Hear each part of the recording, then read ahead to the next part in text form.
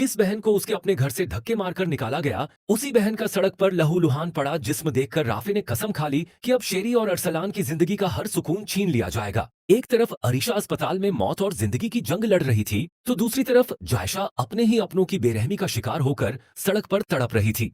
किसी को भी अंदाजा नहीं था कि आज का यह हादसा पूरे खानदान की किस्मत बदल देगा। राफे ने गुस्से में अरीशा पर झूठे इल्जाम लगाए और बिना उसकी बात सुने उसे घर से निकाल दिया। अरीशा बार बार कहती रही कि उसने कोई गुनाह नहीं किया, लेकिन राफे का दिल नफरत से भर चुका था। आखिरकार वह टूटे हुए दिल के साथ घर छोड़ देती है। रास्ते में हामिद और शेरी की नजर अरीशा पर पड़ती है। उसकी हालत देखकर दोनों उसे अपने साथ ले जाने का फैसला करते हैं, लेकिन सदमा इतना गहरा होता है कि वह रास्ते में ही बेहोश होकर गिर पड़ती है। हामिद तुरंत उसे अस्पताल पहुंचाता है, जहां डॉक्टर उसकी हालत बेहद नाजुक बताते हैं। उधर शेरी के दिल में बदले की आग और भड़क उठती है। वह अरसलान से कहती है कि अरीशा की बर्बादी के पीछे जायशा के भाई का हाथ है, इसलिए उसकी बहन को भी उसी दर्द का एहसास कराया जाए। पहले तो अरसलान खामोश रहता है, लेकिन आखिरकार वह शेरी की बात मान लेता है। दोनों जायशा के कमरे में पहुंचते हैं। जायशा रोते हुए पूछती है कि उसका कसूर क्या है, लेकिन उसे कोई जवाब नहीं मिलता। शेरी सिर्फ इतना कहती है कि तेरे भाई के गुनाह की सजा तुझे मिलेगी। इसके बाद अरसलान उसका हाथ पकड़कर उसे बेरहमी से घर से बाहर धक्का दे देता है और दरवाजा उसके मुंह पर बंद कर देता है। सदमे में टूटी जायशा सड़क पर बेसुध सी चलती रहती है।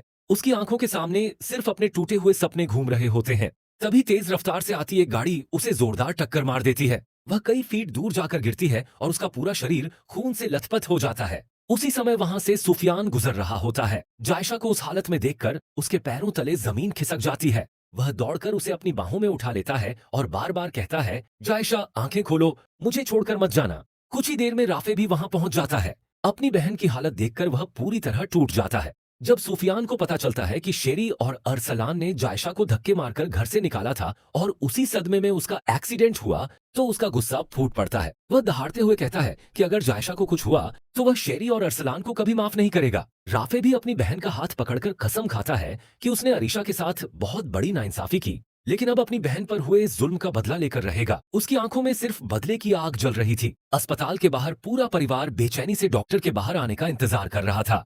तभी आमिन साहब वहां पहुंचते हैं। पूरी सच्चाई जानने के बाद वे गुस्से में कहते हैं कि आज जो कुछ हुआ है उसकी जिम्मेदारी सिर्फ शेरी और अरसलान पर है। अगर उन्होंने बदले की आग में अंधे होकर यह फैसला न लिया होता तो आज जायशा मौत और जिंदगी के बीच न होती। उनके एक फैसले ने पूरे परिवार को तबाही के किनारे ला खड़ा किया है। ऑन ऑपरेशन थिएटर की लाल बत्ती लगातार जल रही थी। डॉक्टर जायशा की जान बचाने की हर संभव कोशिश कर रहे थे। बाहर खड़ा सुफियान दरवाजे की तरफ टकटकी लगाए खड़ा था, जबकि राफे अपनी बहन की सलामती की दुआ कर रहा था। उसके दिल में सिर्फ एक ही